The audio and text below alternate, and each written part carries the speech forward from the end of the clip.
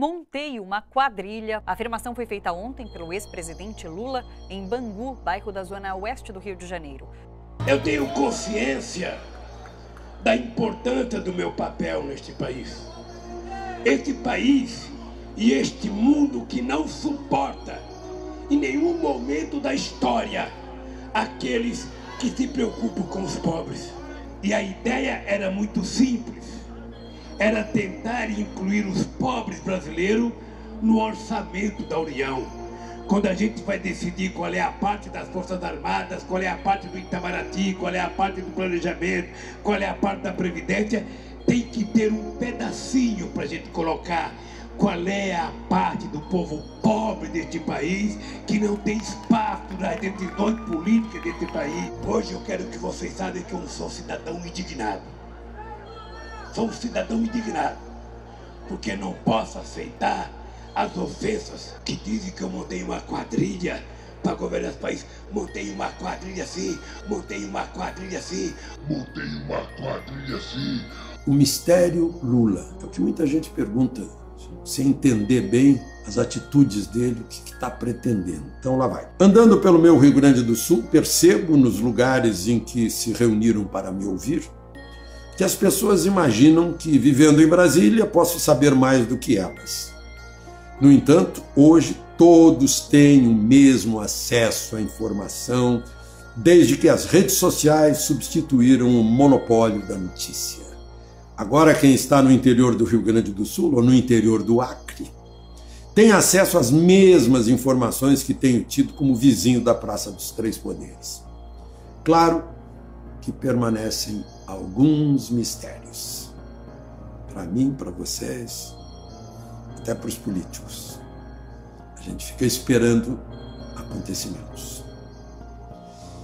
Um deles, para mim, foi aquela ida de Temer ao Palácio em 9 de setembro, levando um rascunho de declaração, supostamente para fazer paz entre Alexandre de Moraes e o presidente, o que nunca foi posto em prática.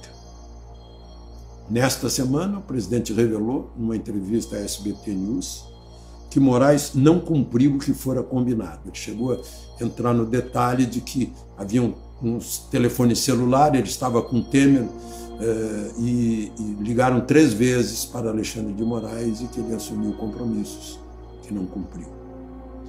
O presidente não disse quais são, eu suponho que era o presidente diminui as críticas ao Supremo e o Supremo, por sua vez, diminui as perseguições aos que seguem o presidente.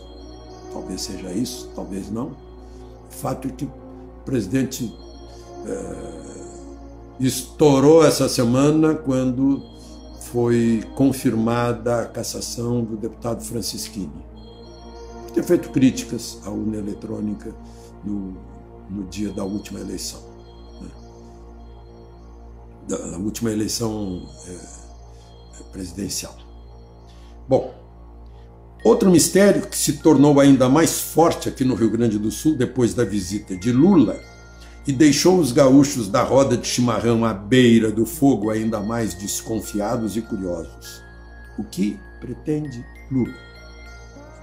Faz declarações que afastam e assustam eleitores. Ainda há pouco eu estava ouvindo Lula fazendo elogios à ditadura chinesa, elogios a um governo forte, elogios ao governo chinês que dá ordem e todo mundo cumpre, que aí fica mais fácil de governar. O que ele pretende com isso?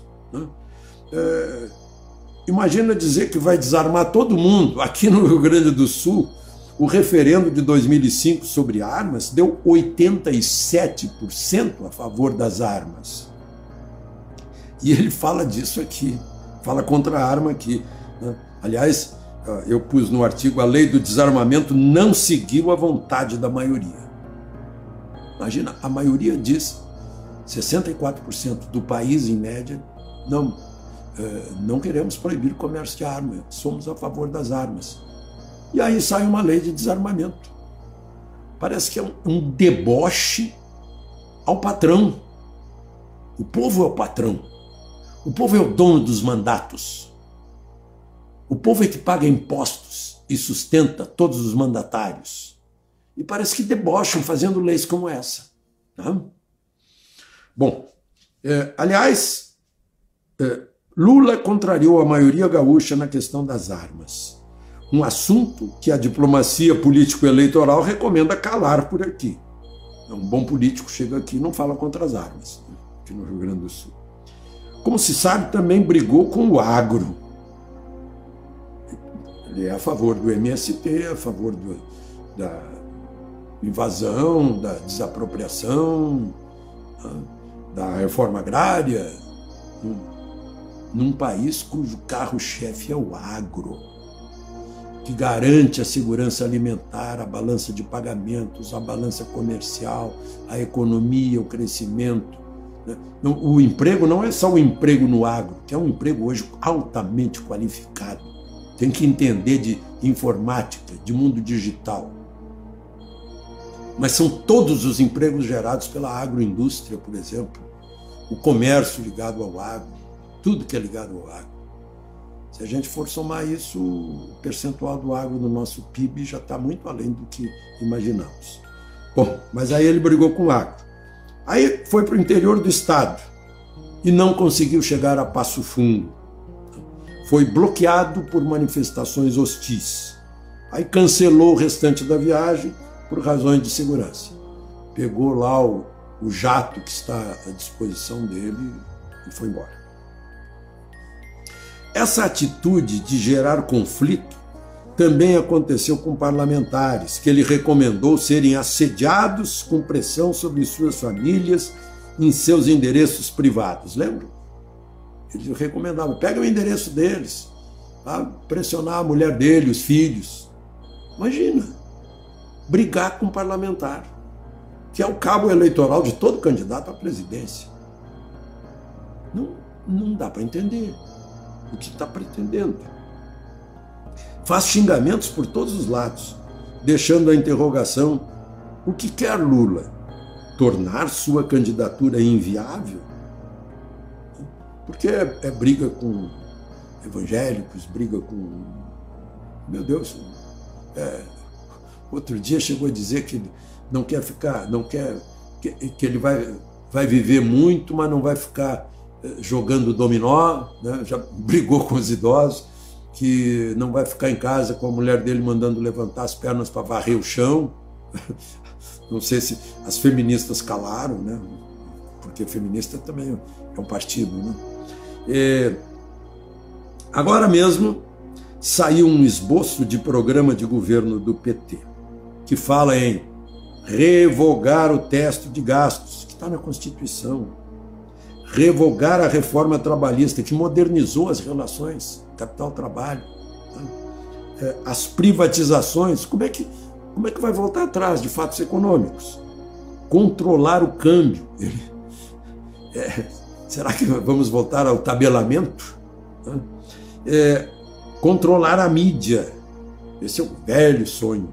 Controle da mídia. Ainda hoje eu ouvi o discurso, controle da mídia, e os seus seguidores vibram quando se fala em controlar a mídia. Isso é bem soviético, né? Ou chinês.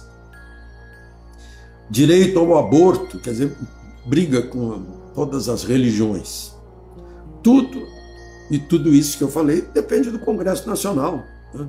Depende até de mudança da Constituição, né? Incluindo questões impossíveis de mudar com fatos econômicos já consolidados, como estatais privatizadas, né? Implantar a censura. Vai ter que revogar o artigo 220 da Constituição, se bem que o Supremo, na prática, já revogou, né? Já que fala em coibir a propagação de mentiras. Aí eu pergunto, será que vão criar o Ministério da Verdade? Essa semana fez aniversário do lançamento em 1949 do livro do George Orwell, né? Que fala do Ministério da Verdade. E o programa tem um capítulo que é um deboche: combater a corrupção. Não há como falar de corda em casa de enforcado. Não há como. Então, Último parágrafo. Tem gente assuntando por aqui, enquanto sorve o chimarrão quente para se proteger do frio. O que pretende Lula? Tornar sua candidatura inviável? E ter um pretexto para desistir? E se consolidar como líder de um segmento sem correr o risco de uma derrota como fim de carreira? Lula fechou-se para a esquerda moderada ao declarar que o PSDB acabou. E faz afirmações típicas de extrema esquerda. Parece ter optado por se tornar um símbolo dessa esquerda que refuta o direito de propriedade, que é pela luta de classes, pela união de uma América Latina socialista. Isso gera mais rejeição, mas garante um lugar na galeria da liderança de esquerda mais à esquerda.